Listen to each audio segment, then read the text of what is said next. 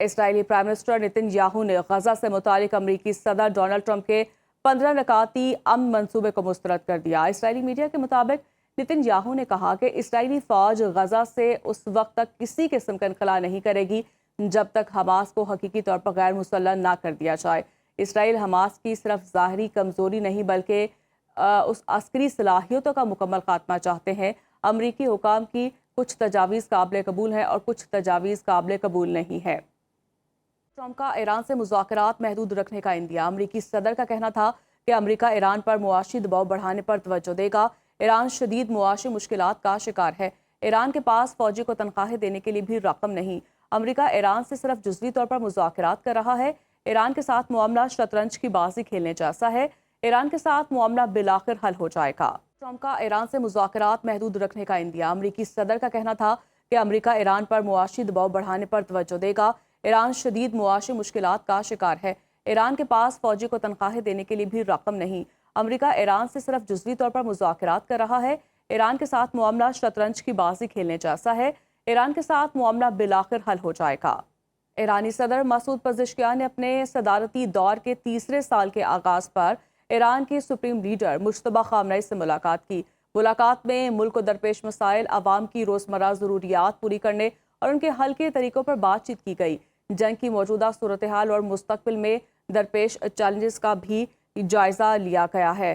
جنگ کی موجودہ صورتحال اور ایرانی قیادت کی فوج کی پیش رفت، مالی وسائل اور زرعی مبادلہ کے وسائل متحرک کرنے، اخراجات کے انتظامات، توانائی اور دیگر معاملات کے ساتھ اقتصادی تعلقات سے متعلق امور بھی زیر بحث آئے۔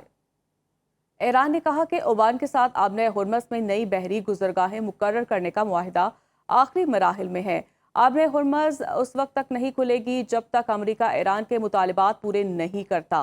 ایرانی وزیر خارجہ عباس اراغچی کے مطابق آبنۂ ہرمز کھلنے کے بعد تجارتی جہازوں کے لیے نئی بحری گزرگاہیں مقرر کی جائیں گی۔ امریکہ کی جانب سے جون میں طے پانے والے عبوری معاہدے کی خلاف ورزی کے باعث دونوں ملکوں کے مابین براہ راست مذاکرات نہیں ہو رہے، تاہم ثالثوں کے ذریعے پیغامات کا تبادلہ جاری ہے۔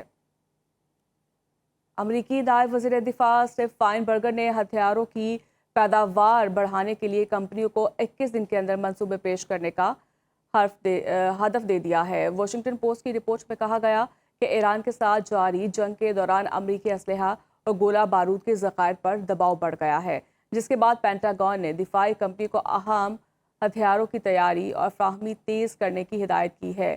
رپورٹس کے مطابق امریکی فوج بڑی تعداد میں ٹاماہاک کروز میزائل اور دیگر طویل فاصلے کے ہتھیار استعمال کر چکی ہے، جس کے باعث ذخائر میں کمی تشویش کا باعث بن رہی ہے۔ پینٹاگون نے پیداوار بڑھانے کے لیے ڈیفنس پروڈکشن ایکٹ کا بھی سہارا لیا ہے۔ ایران کے اتحادی گروہ حوثیوں کا کہنا ہے کہ یمن میں سعودیہ اور اس کے اتحادیوں کے خلاف کارروائی جاری ہے۔ خبر ایجنسی کے مطابق حوثیوں کے تازہ حملوں میں 11 افراد جاں بحق اور 32 زخمی ہو گئے۔ یمنی شہر المقا کے طبی ذرائع کے مطابق یہ حملے سعودی آئل ریفائنری پر ڈرون حملے کے چند گھنٹوں کے بعد کیے گئے۔ المقا اس علاقے میں واقع ہے جو یمن کی صدارتی قیادت کونسل کے زیر انتظام ہے۔ اس کونسل کو عالمی برادری یمن کی حکومت کے طور پر تسلیم کرتی ہے۔